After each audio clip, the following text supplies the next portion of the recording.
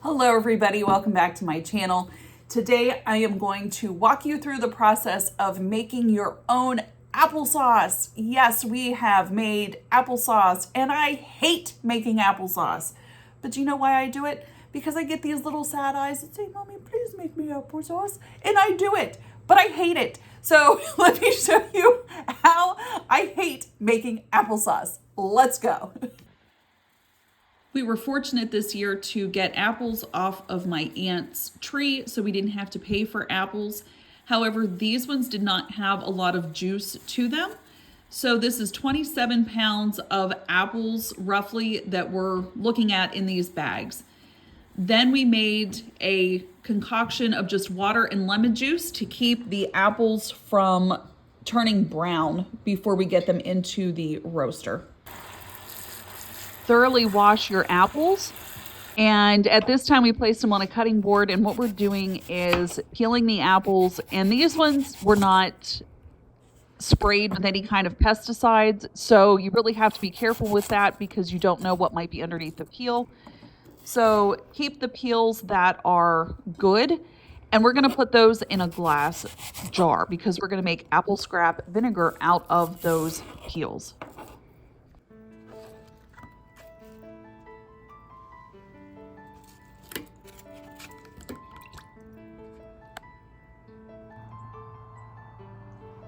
My apple scraps are in the container back here, and all that is just the peels, the skins, and a couple cores.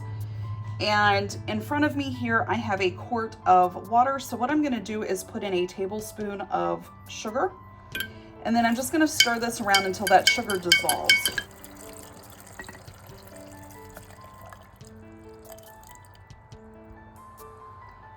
Now I'm gonna do probably a half a jar, probably a pint yet, of liquid to cover these a little bit more.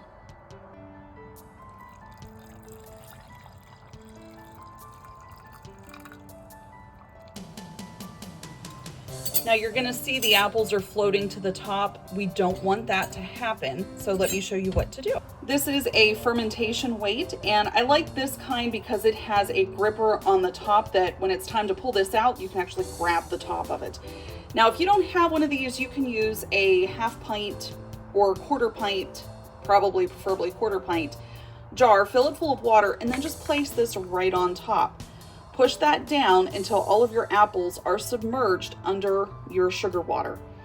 Now, if you've never made this before, this will bubble over probably 9 times out of 10.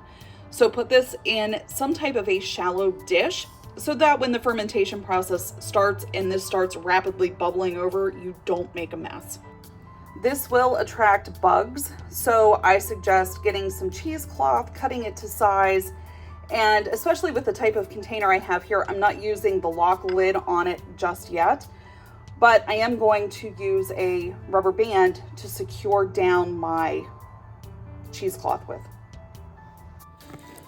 As I slice my apples, I have them in a lemon water to prevent them from turning brown, so that way I can slice more of them and do more at one sitting. We're not going to do these on the stove today. I'm trying something just a little bit different. I'm going to use my electric roaster, and in the bottom I have 1/3 cup of water just to prevent my apples from scorching on the bottom. So I'm going to turn this on just until the light turns on for the heat level, and then we're just going to cook these until they are soft enough to put through the ricer. Our apples have been cooking for quite a while, and they are soft enough to go ahead and put through our ricer. And this is what's going to turn these apples into applesauce.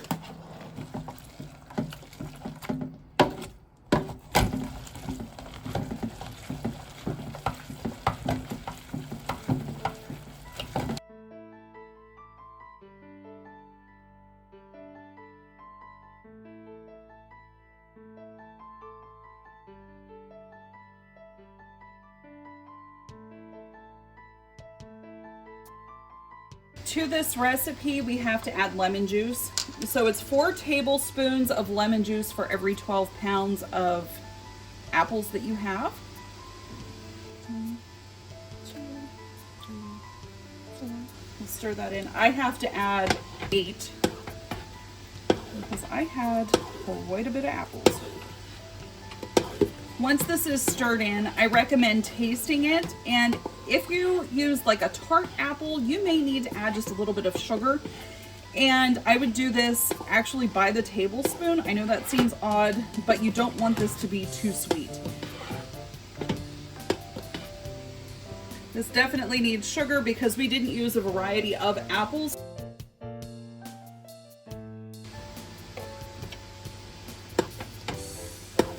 Stir that in. Sometimes it doesn't take very much, but I don't like my applesauce overly sweet because what we're going to do is add spices to ours, and we're going to make spiced applesauce. To make this a spiced applesauce, what we're going to do is add a couple different spices in here, and we don't want any more than 4 teaspoons in total. So we're going to add 1 teaspoon of cinnamon, and then I'm going to add probably a half a teaspoon of allspice in here. We need to bring this up to a gentle boil before we can start filling our jars. And we're using quart-sized jars for this. But look how good that looks, you guys. Look at that. The way I can applesauce is I get my hot jar out, I leave my applesauce on the stove, and then just ladle the applesauce into the jar from the stove, because you want to keep this applesauce hot as you are jarring it up. So it's just 1 jar at a time, and you're looking for that 1/2 inch headspace.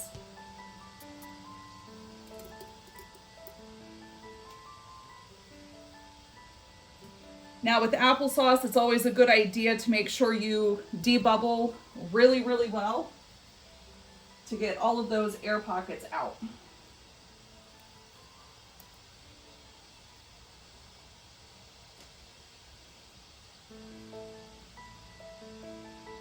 Now mine is definitely a chunkier style of applesauce. If you wanted to put this through a blender to puree it down, you could do that. But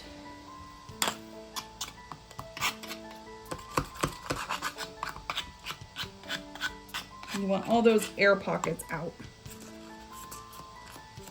Rim off really well. And like I said, we are doing only 1 jar at a time. That way everything stays nice and hot. And this does get water bath canned.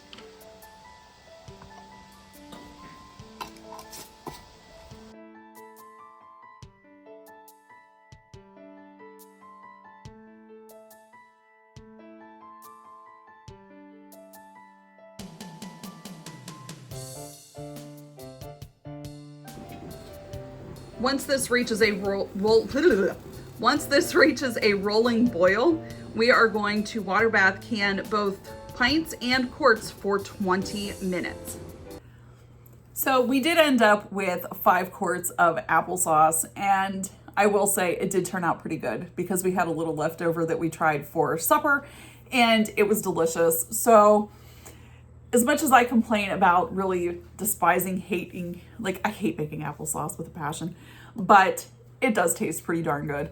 So hopefully you don't hate it as much as I do and you give this a try.